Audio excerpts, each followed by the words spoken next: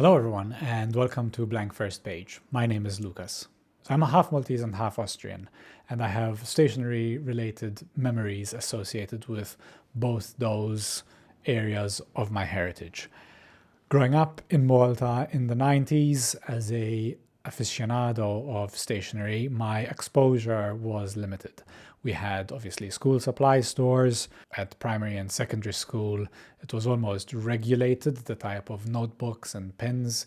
You had to have certain sizes and rulings or grids for different subjects. In some years they even required you to have a certain color cover on your homework notebook. I think that was so that teachers could easily and visually identify which notebooks were from which class, but it was all kind of standardized. So the variety of stationery I had access to was very limited because Malta is a small country and most of the schools operated in the same way.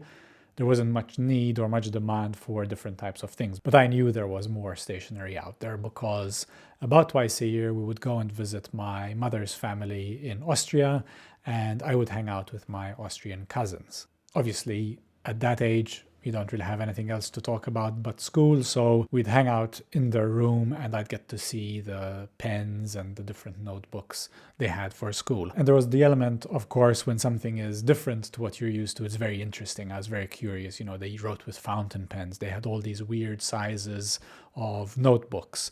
They had all these different colors with their pens. So every time we were there, one of the trips I'd force my mom to take me on was just to their equivalent of the school supply store. It's a stationery store called Libro, and I just want to go there to see where all these wonderful pieces of stationery came from. And I remember walking into the stationery store every time, and they'd have these rows of different colored ring binders. They had a whole wall of pens and pencils and sharpeners and all sorts of stuff. Things that I had access to back home in Malta, but not in the same quantity and not in the same variety. And there were things that were specific to Austria, such as the way, the abundance of fountain pen choices or the type of ruling on the page that I was not familiar with. So I'd drag my mom to this stationery store once per visit, and I would be allowed to pick a pencil or a pen, something that could easily fit in a suitcase, wasn't heavy, wasn't going to take up too much space. So this year I was in Austria, and with full authority and control over my own suitcase, I went into Libro once again to seek out a few items which kind of brought together my memories of the 90s when I'd sit in my cousin's room and I'd look through all their pens, and also finally be able to buy some notebooks now that I have use for notebooks and I use them all the time, and I'm not constrained by any external regulations of school. So I have 5 different notebooks and 2 pens that I will talk about. The first item I picked was this Stabilo pen. It says it's a fine 0.5 millimeters. It's a Stabilo Point Visco. It's got a cap on it, posts really nicely, and it's kind of like a gel pen actually, the way the ink comes out, which I'll show in a minute. The reason I bought this was purely nostalgic.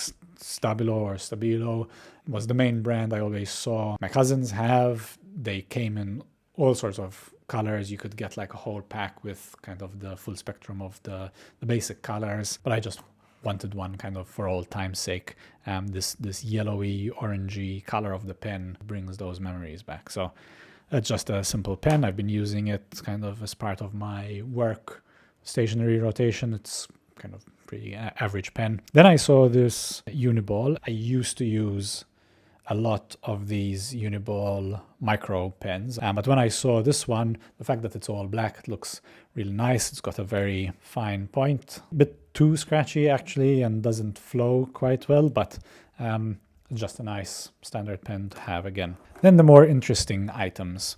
I chose kind of a variety of formats. Weirdly enough, they are all made in Austria. It's rare to find objects in general that are still made in a Central European country. It's very interesting to me anyway that these notebooks are fully produced within Europe. They're made out of a large proportion of recycled materials, and you can kind of tell from the quality of the paper. It's not bad quality, but it's quite rough, what you'd expect from a recycled paper. I've got a variety of grids. This one has a blue grid, this small pocket notebook. This one has a black grid. This one's just blank.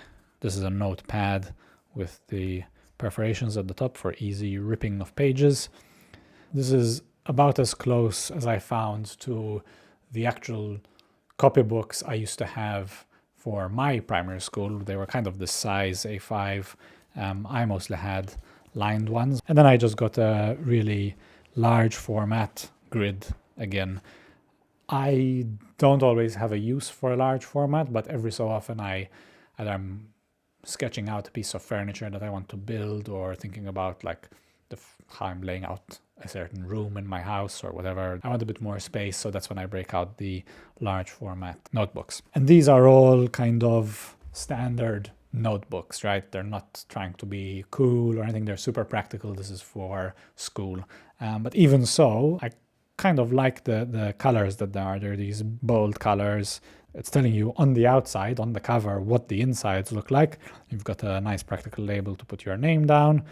100% recycled material. Love this. Tells you the standard. So it's DIN standard A6, 5mm squares, climate neutral, made in Austria by Ursus Paper. Similar situation on all of them. The last kind of piece of personal nostalgia is when I used to visit Austria, we'd stay at my grandmother's house, and my grandfather had a study, and it was a very traditional kind of study office, dark mahogany furniture, shelves, had this big desk with like an inbuilt leather desk pad on it, and in the drawers he always had a ton of pens and fountain pens, and also lots of A4 notepads in grid. And he worked for a recycling plant, and all the paper he had was always made out of recycled material. And this was in the 90s, when it wasn't maybe as prevalent that everything is so recycled, and the paper that you'd get in your standard notebooks was much higher gloss and not made out of recycled materials. So again, it was quite different.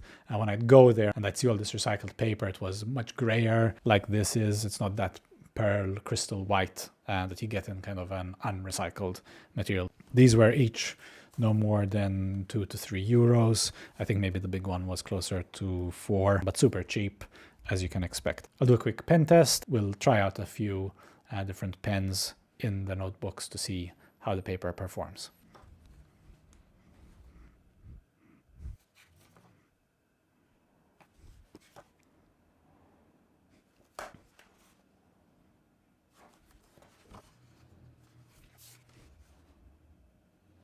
I'll use this flip top notepad for my pen test. I'll go to the back and we'll try out a few pens. The paper itself is the same across all of them. The pens are going to perform the same on all of them, so I'll just do the one notebook.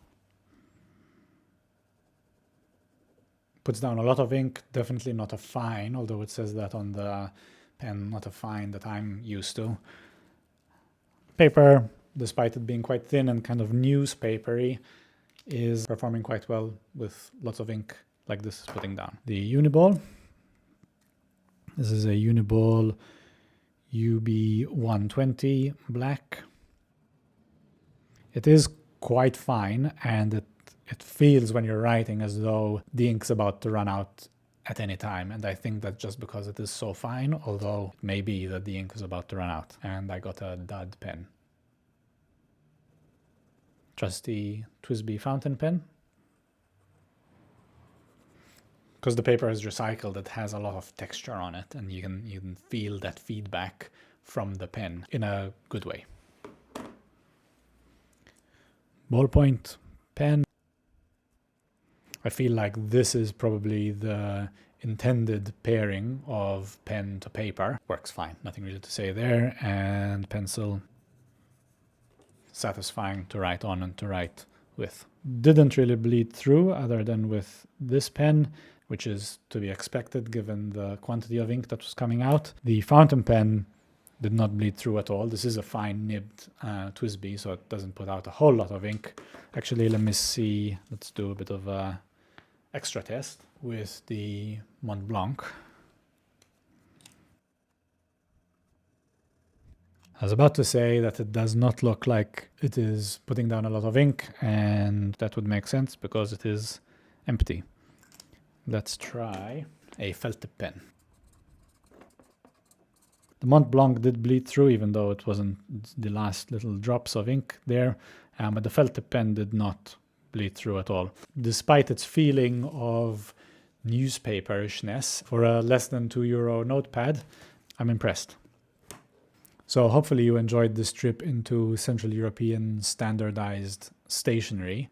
Let me know in the comments what you used or what is used in your part of the world for kind of the standard school stationery. I love learning about how everyday practical things differ in different parts of the world. Thanks as always for watching, and I will see you in the next one.